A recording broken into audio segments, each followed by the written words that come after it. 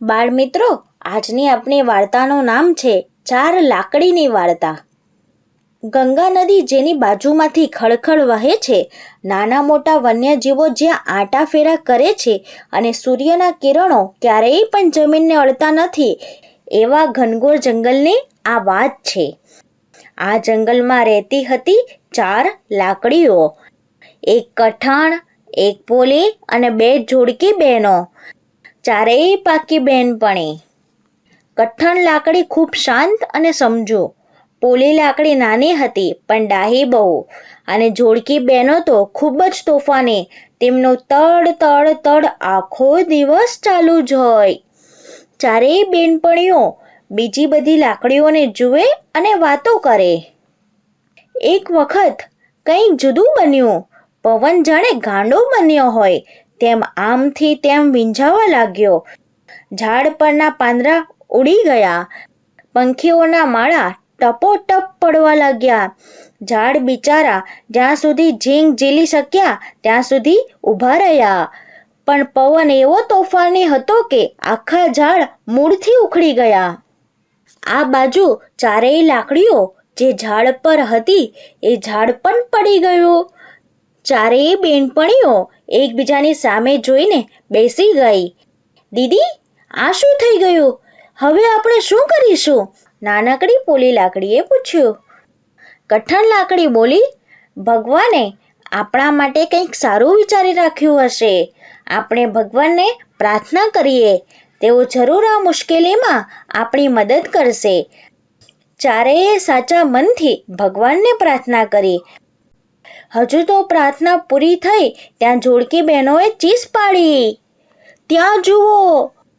બધાએ દૂર જોયું તો મોટી આફત આવતી દેખાઈ. ધસમસતી નદીમાં અચાનક પૂર આવ્યું હતું. પાણી જંગલમાં ફરી વળ્યું. પાણીનો રેલો તેમના પગ સુધી પહોંચી ગયો. ચારેય ઝાડના થડને પકડી લીધું.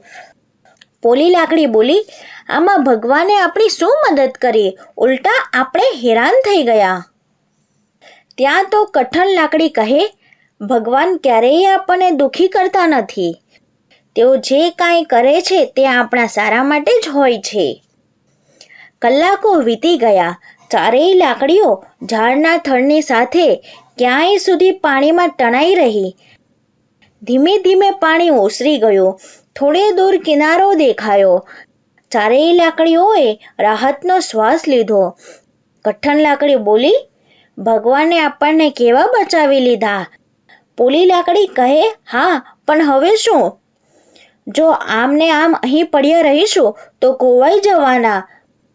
જોડકી બહેનો દુઃખી થઈને બોલી, શું આપણો અંત આવી રીતે થવાનો હશે?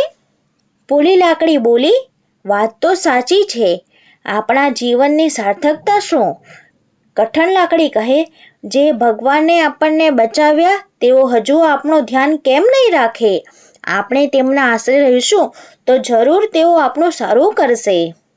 કઠણ લાકડીની વાત પર કોઈને ખાસ વિશ્વાસ નહોતો આવ્યો, પરંતુ બધી શાંતિથી બેસી રહી. બીજો કાંઈ રસ્તો પણ નહોતો.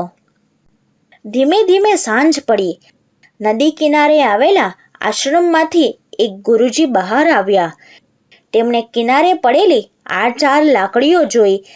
તેઓ પ્રેમથી ચારેયને આશ્રમમાં લઈ ગયા. તેમણે ચારેય લાકડીઓને વ્યવસ્થિત રીતે જોઈ, જાણી અને સમજી. પછી એક સુથાર ભગતને બોલાવ્યા. કઠણ લાકડીમાંથી એક છડી બનાવડાવી, પોલી લાકડીમાંથી વાંસળી બનાવડાવી અને જોડકી બહેનોમાંથી નગારું વગાડવાની લાકડી બનાવી. થોડા સમયમાં ઉત્સવ આવતા ગુરુજીએ ભગવાનના હાથમાં છડી આપી. ભગવાનના મુખારવિંદ પાસે વાંસળી ગોઠવી, ભક્તિભાવથી આરતી કરી અને એ વખતે જોડકી લાકડીઓથી નગારું વગાડ્યું. આ ચારેય બેનપણીઓ ખૂબ જ ખુશ હતી. સમજાઈ ગયું કે ભગવાન સદાય આપણી રક્ષામાં જ હોય છે. જરૂર છે તેમના પર વિશ્વાસ રાખવાની. તેમણે મનથી ગુરુજીનો આભાર માન્યો અને જીવનભર ભક્તિ કરવાનું નક્કી કર્યું. આ વિડીયોને લાઈક કરો, શેર કરો અને અમારી ચેનલને સબસ્ક્રાઈબ કરો.